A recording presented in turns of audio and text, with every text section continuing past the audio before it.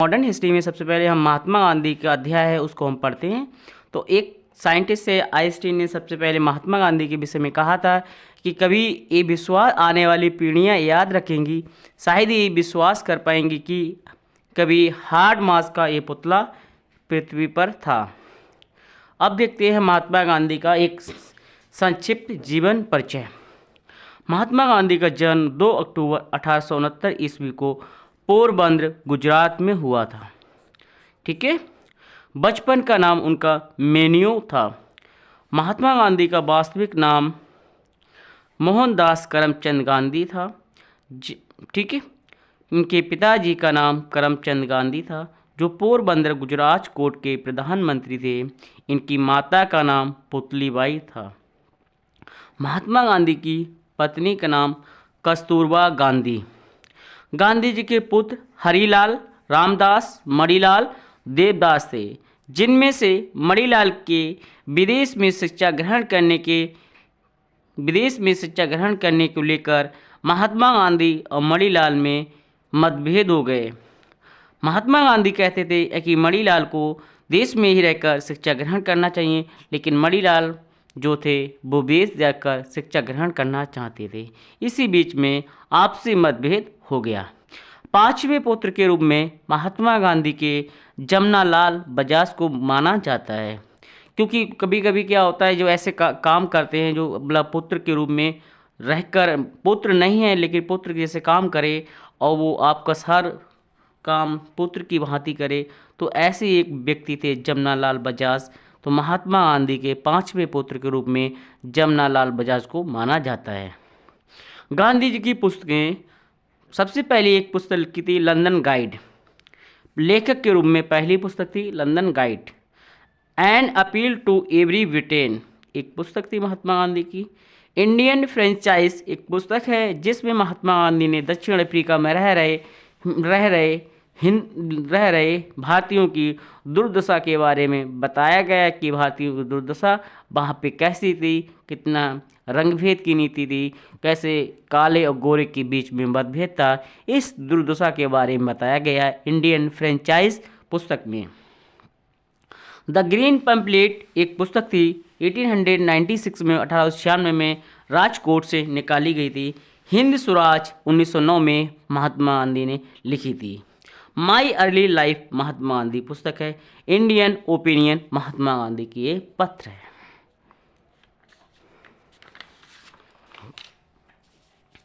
अब बात करते हैं सर्वोदय ये रस्किन बॉन्ड की पुस्तक थी अनटू द लास्ट, जिसका महात्मा गांधी ने गुजराती भाषा में अनुवाद किया, उसका नाम रखा सर्वोदय। गांधी जी द्वारा संपादित पत्र एवं पत्रिकाएं। इंडियन ओपिनियन एक महात्मा गांधी का पत्र है जो 1893 में दक्षिण अफ्रीका में प्रकाशित किया गया था। नवजीवन ये महात्मा गांधी जी का पत्र है, गुजराती एवं हिंदी भाषा में अहमदाबाद से प्रकाशित किया था। और महात्मा गांधी का सहयोग दिया इसमें इंदुलाल याग्निक ने। यंग इंडिया 1919 में अंग्रेजी भाषा का पत्र है।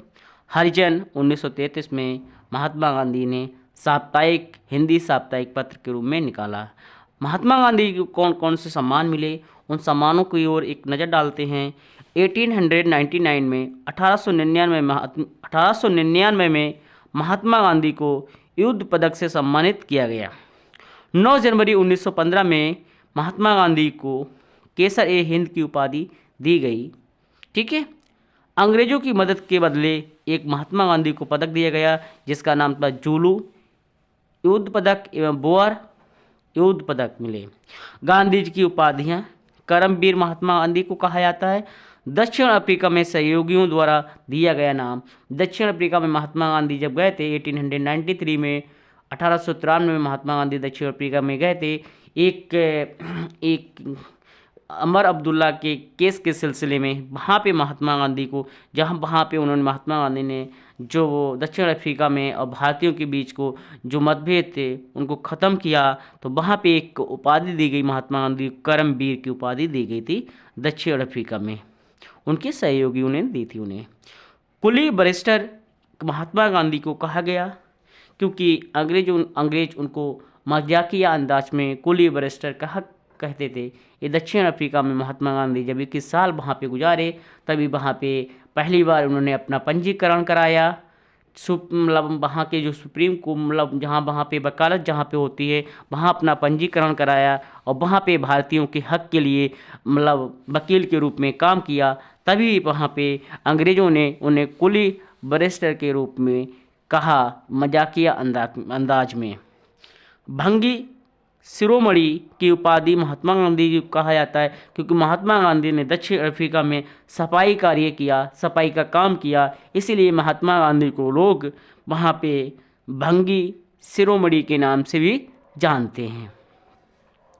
महात्मा गांधी को 1917 में चंपारण सत्याग्रह के दौरान, जब चंपारण सत्याग्रह 1917 में हुआ था, बिहार में एक जगह पड़ती है, चंपारण पड़ती है, वहाँ के एक व्यक्ति थे राजकुमार शुक्ल, जो 1916 में लखनऊ अधिवेशन हुआ तब आए थे। तब महात्मा गांधी से पत्र लिखा और कहा कि जो नील की खेती हो रही है 3/20 हिस्से में, जो नील की खेती अगर आपके पास 20 बीघा ज़मीन है तो उसमें 3 बीघा आपको नील की खेती करना अनिवार्य है। तो नील की खेती करने के लिए किसानों के लिए किसान जो थे और जो अंग्रेज़ थे उनके बीच में बॉन्ड करा लिया जाता था और आपको 3 बीघे में नील की खेती करना अनिवार्य है। इसीलिए महात्मा गांधी जी इस नील की खेती को समाप्त करने के लिए वहाँ पे जाते हैं, चंपारण जाते हैं बिहार में, उनके साथ राजेंद्र प्रसाद और सदस्य भी जाते हैं, वहाँ पे समस्या को सुलझा देते हैं। वही समस्या सुलझाने के बाद क्या होता है, महात्मा गांधी को रविंद्रनाथ टैगोर महात्मा कहते हैं, पहली बार महात्मा कहते हैं कि आपने महात्माओं जैसे काम किए हैं। ठीक है, जैसे हमारे देश में महात्माओं को अच्छे कर्मों के लिए जाना जाता है, इसीलिए पहली बार महात्मा गांधी की उपाधि रविंद्रनाथ टैगोर ने दी और बदले में उन्होंने महात्मा गांधी ने सर की उपाधि रविंद्रनाथ टैगोर को दी। ठीक है, धन्यवाद दोस्तों।